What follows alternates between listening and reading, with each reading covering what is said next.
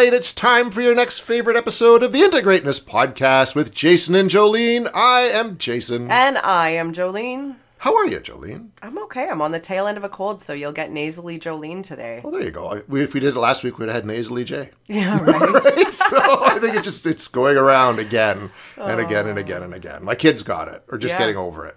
Yeah, too. we had long hockey weekends, and it was just I feel like the last 10 months has probably caught up with me. I think mine was the same too, right? 2 road trips and a whole bunch. Right? I hear you. We get busy, we get worn out, and our bodies tell us when it's time to stop. Yeah, it's your go and flow time now too, isn't it? It is, yeah. Right in the middle of it. So we'll see what happens next. This week on our show, though, we're talking about something, we've touched on it a little. It's like we always do. These things come up in conversation. We've done episodes on trauma and stuff like that, but Jolene and I were reflecting that we're in an interesting place right now when it comes to mental health. Like, people are starting to accept it, that people have shit they need to sort out. Everyone's got something that they've been dealing with, but we seem to get to a point where it's like victimhood culture and trauma culture is getting to be kind of cool. Like, it's cool to have something, right? And talk about it, which is great to talk about it. But are we reaching a kind of this point where we're almost making it too common and sort of taking it away from the people who are dealing with like serious PTSD from emergency responders, war vets, people with like significant brain chemical things that are making them just unhappy and having trouble coping with life? Is there like serious trauma, and then there's just kind of like, average everyday trauma? These are just things that have been rattling in my head lately as I've kind of been driving 15-hour trips and lots to think about. Yeah. Right? I love this. So I just want you all to check in with yourselves. What just happened for you when Jay said those things? Did you get defensive? Did you get reactive? Did you feel called out? Did you feel the need to defend yourself? Like, I can feel all of those things stirring up as people listen to a statement for like sure. that. Even when I was thinking about it, it's kind of got like, ooh, like that's going to make some people angry. Oh, for sure. And I love that about you, Jay, because I've actually had feedback where people were like, wow, you and Jay actually talk really good about like controversial topics. When you two don't agree, you actually are so respectful in your communication to each other. Mm-hmm. I forget what it was that we didn't agree on, but one of our listeners had kind of said, like, I was just waiting, like, Jolene's not going to agree with this. How's she going to chime in? But we really model healthy communication and acceptance of different beliefs and stuff, right? That's how people should get along, yes. folks. But I'm proud of us for doing that. And I said to her, I was like, yeah, but did you listen to our episode with Brittany? Because that is actually in our chart. Yep. Our chart, and where our Mercury dominates us and how we're opposite, like, in the astrological chart, that's like our superpower here, Jay, right? Because I don't have that in other areas of my life in some ways, Nor right? do I. Yeah, totally. So I love that we get to model that for you guys in sort of like the perfect territory here. So this is like, that's what's coming up for me there, because I see the whole spectrum of this as well. Like, as Jay's saying those things, I'm like popcorning ideas of, okay, I think that for years, people struggled with things that never had a name, never got recognized. They were just the different kid or the weird aunt or the this or the that. And then somehow in our mission to like really understand and treat, and maybe a Western culture medicalize everything, we have tried to pin things down into categories or tried to find the root cause of things. We've tried to give answers and solutions to things, right? Well, we do that. We want to be able to understand everything and make it easy to understand so and that approach people. And then we can do something about exactly. it. We don't like feeling helpless. So I think that it came well intended. But with that, we then started like chiseling something down into everything instead of just accepting this large spectrum of life, right? So, I worked in the mental health field for many years, and there was a benefit to diagnosis where, maybe the more accurate form of treatment, like medications or whatever, or even a treatment approach, could be used if we could narrow down what that cluster of symptoms looked like. But the other thing about that diagnostic criteria is that, I remember working with a psychologist that used to work with child and youth mental health, and he took a very DSM-4, that's the diagnostic criteria book, approach to some of these things.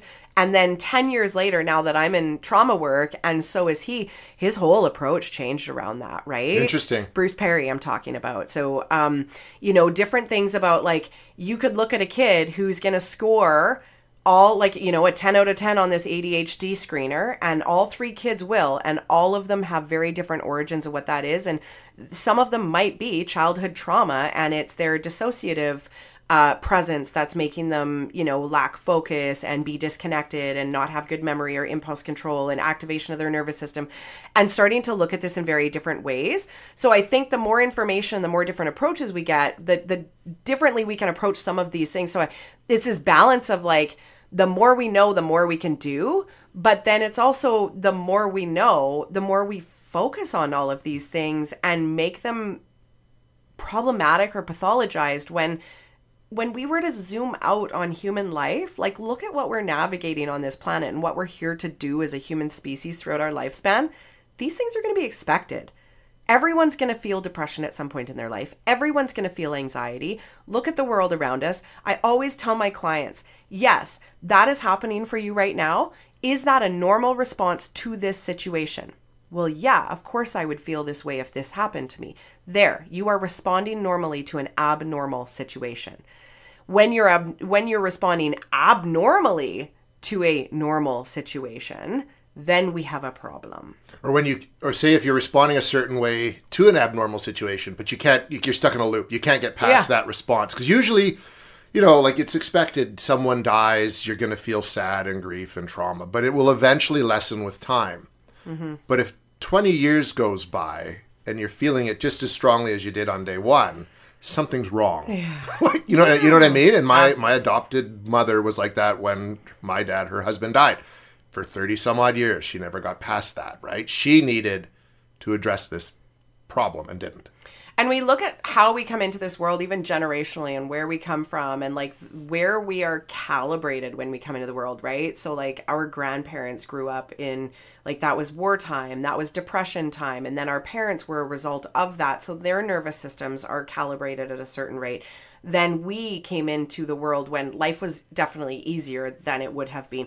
So we all have different thresholds now, right? Mm-hmm. Oh, I don't think our threshold now, or even the generations below us, Jay, are equipped for higher levels of stress like they had before. I actually think we're way more sensitive, but overstimulated. Oh, big time. And look, like our kids, because, your kids are just a little bit younger than mine, like, they're super sensitive. Like, Griffin is a very sensitive boy, but he's also overstimulated with information because it's everywhere and nothing ever stops. So overstimulated, born into a world. Think about our wisdom teeth. We needed those back in the caveman days because we didn't have knives for meat, so we had to eat meat.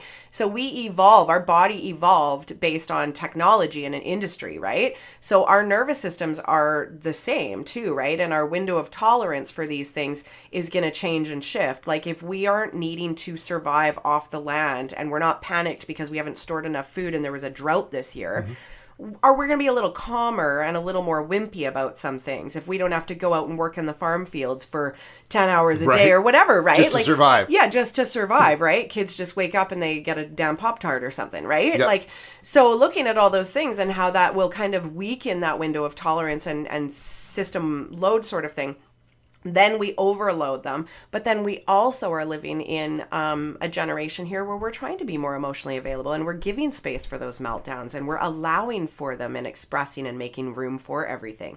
So it's a combination of all of this stuff, right? And there's one thing too that we haven't talked about yet. In many ways, though, our DNA is still much in the time of the hunter-gatherer. So we have a strong fight or flight response still that we would need when, like, the saber-toothed tiger comes at us, but we don't deal with anything where the saber-toothed tiger's coming at us. So that response comes out in, like, road rage and other sort of more mundane things because we are so much more sensitive to these things. Yes. Right? I love that. Yeah, no, that's a great analogy. And we still have the needs that the hunters and gatherers had at the end of the day. Fire gazing. You like to fire gaze at the end of your day, don't you? Or late gaze or whatever you want to. Yeah, totally. And that used to be that downtime, especially for, the hunter that came back, right? Recognizing that we still have these innate needs in there. you know, it makes me think about a conversation I had recently with a client who talked about, you know, going away on a solo trip with their kids. And it was like day 8 or something, and they were really exhausted. Their partner usually helps with bedtimes, and they didn't have their partner helping with bedtime, so they were really exhausted. And I think on the 8th day, they had like lost it. So that was the highlight of this, you know, recap of our session. And I just had to say, I was like, do you think that that was abnormal? Like, were you expecting that not to happen? Like, I'm shocked you made it to day 8. Like, I really want to normalize say the same thing too. Yeah. Like, wow, 8 days. Like, I want to normalize the fact that like we are going to have these ebbs and flows, and that it is frustrating and it is tiring, and it is very normal for us to get dysregulated during these times. And if you honestly expect not to have difficulty raising your children, like you are setting yourself up for failure. We are going to fuck up on the daily, and we are going to get triggered, and it's how we utilize that. We're going to lack patience, be overstimulated every single day. You will probably choose the wrong response at some point throughout your day. It's bound to happen. Because your other, like for me, I might choose one right response for one of my kids, which will end up inadvertently being the wrong response for the other two. Because you always have to choose something. Like, you can't always please everyone or respond appropriately based on what's needed in the moment, right? So it was very interesting. And we go back to, like, I think probably in that life satisfaction episode where we talk about expectations. What was our expectation of something? And are we even setting realistic ones, right? Mm-hmm. So going back into this idea of, like, you know, inventorying what are stressors to us? What are the things we feel like we are struggling with in life? And parenthood brings up a lot of these. I really see a lot of it. I support a lot of people through the struggles in parenthood. Really, so much of it is because it's a one-way street. It's a give to your kids. There's not a lot in return. And if you've got any wound of, like, I'm a people pleaser, I'm always taken advantage of, I'm never heard, like, oh my God, my kids punch that wound every day when I'm reminding, like, when I'm repeating myself, they don't have a frontal lobe. I am their frontal lobe, which means I will repeat myself multiple times a day. That doesn't mean my kids aren't listening, and it doesn't mean I'm crazy. Right? Mm-hmm. That is my job as their parent at this age. They don't have that part of their brain. No, it develops slowly with time and experience. Yeah. And it's not really, there's a time too in the education system where they get that at school where they're being really pushed, but that's not happening anymore. Like, there's no teaching of the common sense or proper, you know, not even morals, but just way to behave publicly. Like, that's just gone out the window. And I feel it puts a lot, like, because, do you remember when we were in school? This might be off topic, but we had to sit a certain way. And I know it doesn't work for all kids, but you were told to sit, and when you talk, you look at the person, and you don't chew with your mouth open and all that. But that's not happening in school anymore. It's just these basic things that I think, as a parent, was then taken off, because we're working and all that was taken off of us. But now it's like, Griffin's at home, and he's chewing with his mouth open for the 19,000th time, and he's sitting with one foot, like, almost up on the table, which is not the way you sit. And it's just like, come on, man. Like, yeah, you know what and I mean? These go back to old school values, right? and the way that, you know, mannerisms and stuff. Like, manners are taught, right? Like, but they're not taught that anymore, you know? And chivalry. And I think and I don't think school teaches that. I think that comes from certain members in the family. And I'm typically thinking of the males. I do think that some of that, you know, male behavior, and same with female for girls.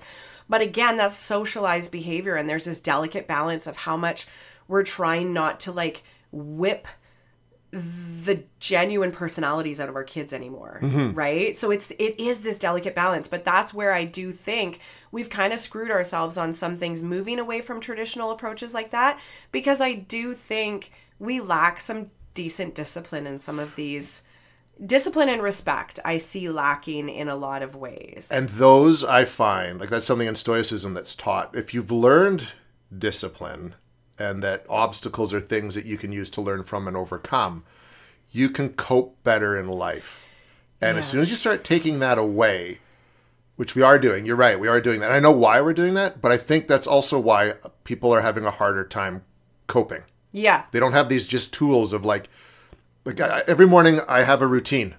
And I've tried really hard to teach Griffin, if you have this routine, you just you're not expending a bunch of energy trying to get shit done really quick. You just kind of go through your process. You get up, you shower, you get dressed, you eat your food, you pack your lunch.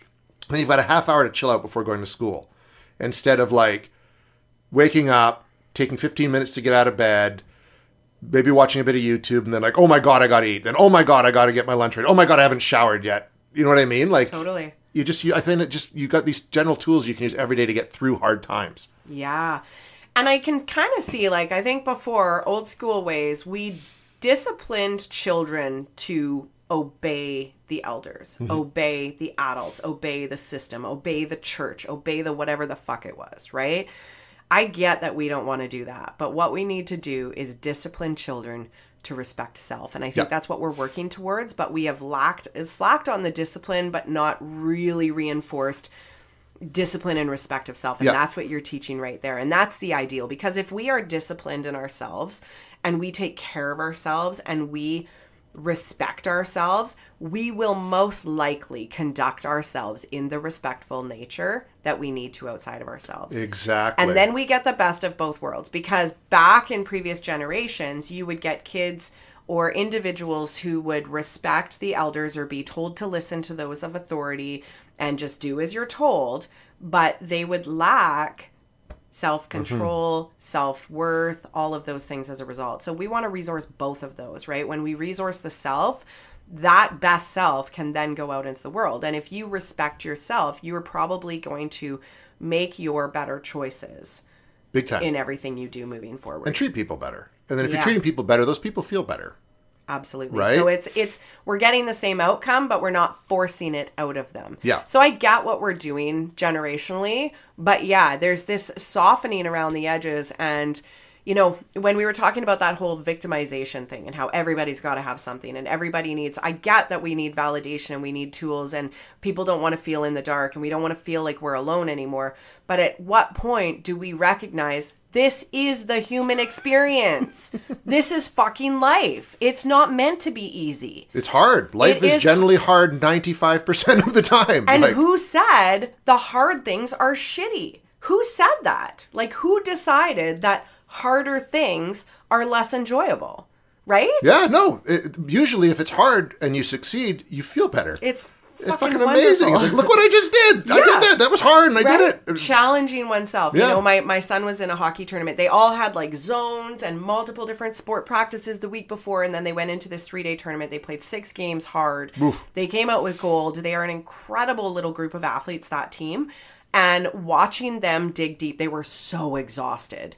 And they dug and dug and dug, like sloppy sticks at points, bodies falling all over the place. Like they were playing hard, but they learned that even though they were uncomfortable, they could still keep playing hard. And I think that, you know, when we can look at the moments in our life where we do these things, that is like so incredible and so rewarding. And I think if we can help kids narrow in on this, you know, because if they're doing that there, but then they're having a hard time studying for their spelling test, how do we transfer that set of skills? How do we push through that hardness the same kind of way? So I really like just kind of looking at some of those pieces, but, you know, really look at yourself and think about what are the areas of my life where I really feel like I'm struggling, or I feel like I'm validating myself or needing more validation, or what are the things that were like, yeah, I've got this and this is how I identify and these are the things I struggle with. Is that a tool for you? Is that a cop-out for you? Is that something that's moving you forward? And a lot of people tend to move through some of those things. So they might identify with them like being a cancer survivor for a period of time. And I remember one of my old colleagues, she survived breast cancer twice. And I used to organize the breast cancer run at my old job just as something like a team building thing for all of us to do. And she never really wanted to associate with it. And I thought that was interesting because she was a survivor. And she said, like, I can't stay identified with that part of my life. I need to move forward. Big time. Oh, big time. Right. And I've seen that happen, you know, with my suicide awareness stuff. I really spearheaded a lot of community stuff for about 10 years. And then last year, it just didn't call to me. So I didn't organize something. And I'm kind of dwindling away from that because, yes, that is a part of my history, but it's also not where I'm aligned right now. There's other things calling me. That was calling me for a period, but it's okay to also leave some of that behind and not always stay attached to it. Right? Oh, for sure. I think that's one of the problems with labels is you like, we are never the same even from day to day. Like, as much as people want to think, because it's such a subtle change, but we are always in a state of constant change. Yeah. So when you kind of label yourself as something, you're kind of limiting yourself and your life experience. I think. Yeah, I agree. And what a lot of people don't realize is that when it comes to like mental health diagnoses, they are not permanent. No. They are always fluid. So they are based on a series of time. So it'll say, you know, experience this as checklist criteria. You can meet all that criteria if within the last 6 weeks there has been, you know, blah, blah, blah, blah, blah. There's always a time frame.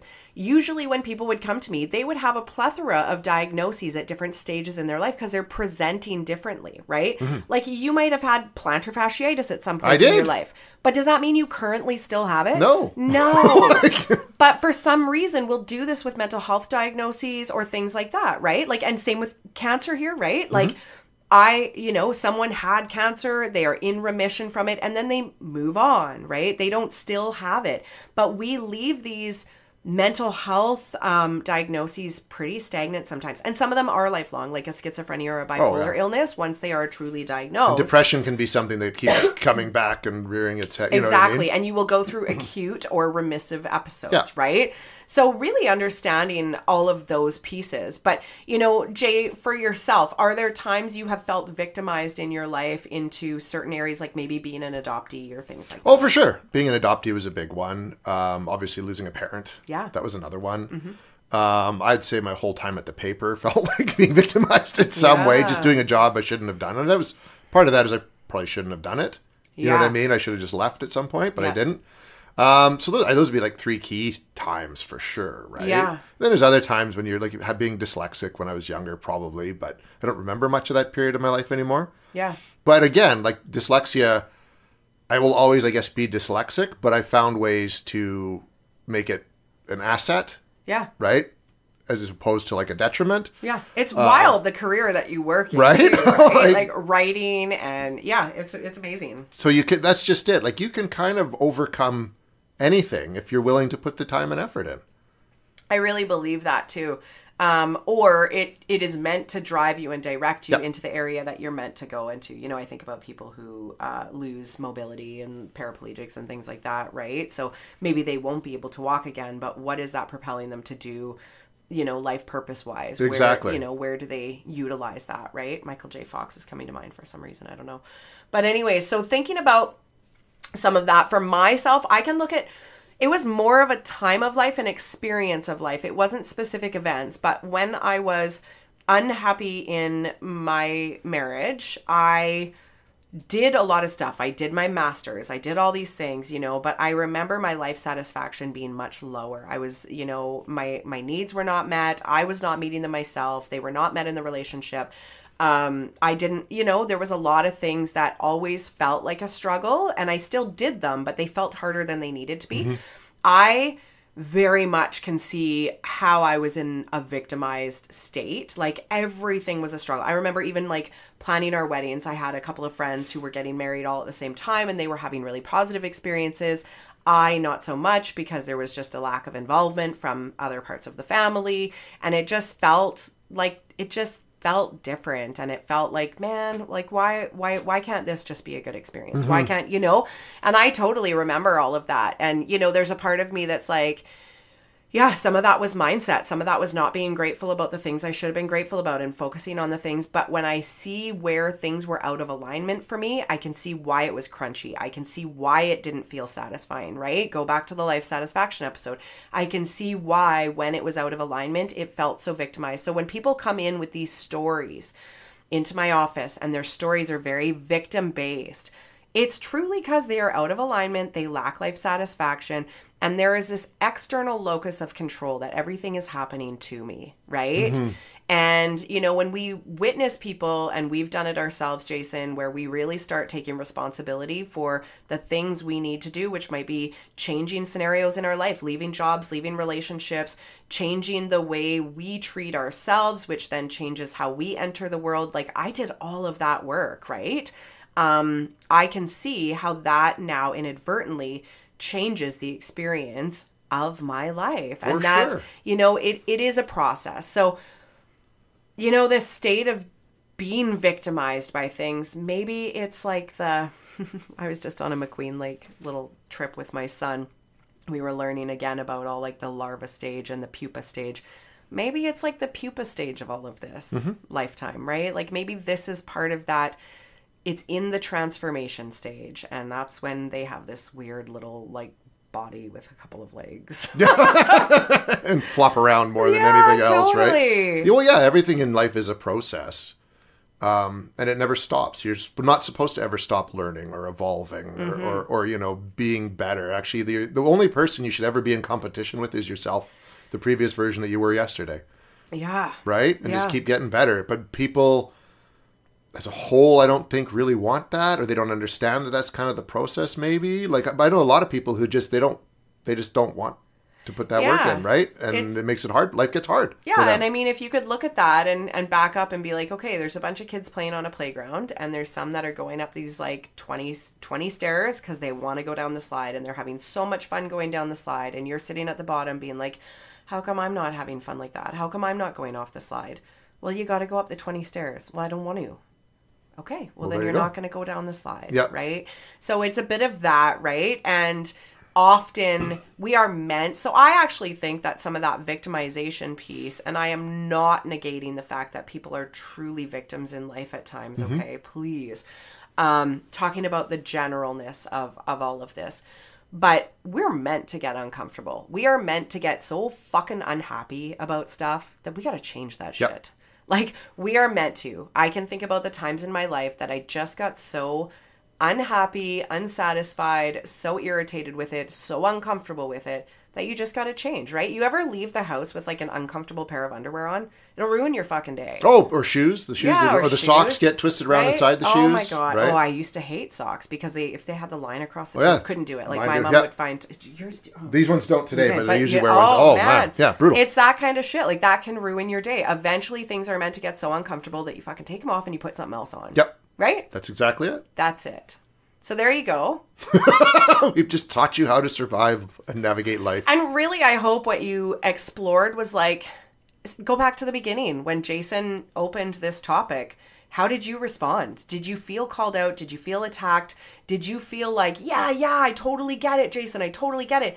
Are you on the other side of this journey and hugging that part of yourself that was there? Like, fuck, I was there for a long time. And there were times where it was worse than others, right? And there were times where it wasn't, but it would still shine through in patterns and behaviors, right? Big time. And usually it's passive-aggressive patterns and behaviors, right? Oh. Because we're not saying what we need. And you need to do that, as much as it might suck. Yeah, and we're not receiving what we need. We're not receiving the love and support that's actually there. Yeah. And quite often, you don't get that unless you ask for it. Yeah. Can't just expect someone to come up and give it to you. Sorry, I know. Doesn't work that way. I know. It'd be nice if it did. When you're a kid, that's usually ideally how. Yeah. But you ain't a kid forever. Well, and nowadays we'll be like, that's a violation of my personal boundaries. Oh, right? You're in my territorial bubble. Yeah, right? Totally. All right, so there you go, fuckers. We'll be back next week with your next favorite episode. Until then, I'm Jason. I'm Jolene.